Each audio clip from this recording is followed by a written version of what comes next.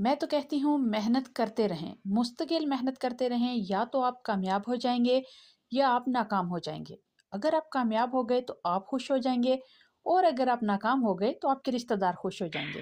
तो यहाँ पे देखिए, मैंने 1 महीना पहले बहुत सारी ऊन खरीदी थी, जो काफ़ी सारे प्रोजेक्ट मुकम्मल करने के बाद बच गई। उससे मैंने छोटे-छोटे प्रोजेक्ट बनाने शुरू कर दिए, जैसा कि यहाँ पे आप देख सकते हैं, मोज़े बनाए, छोटे-छोटे बेबी वार्मर बनाए, इसके अलावा बेबी ड्रेस सूट बनाए, जिसमें पूरा सेट जो है वो मुख्तलिफ़ किस्म की ऊन को मैंने इस्तेमाल करके बनाया। काफ़ी सॉफ्ट जो है वो ये बेबी ड्रेसेस सेट बने। इसके अलावा baby inner warmer, baby frocks, sweaters, हर किस्म की चीज़ें मैंने बनाई। इसका एक फ़ायदा तो ये हुआ कि वो ऊन जो कि ज़ाया हो रही थी वो बच गई, और दूसरा फ़ायदा ये हुआ कि काफ़ी सारी ऐसी चीज़ें बन गई जो किसी न किसी के काम आ जाएँगी।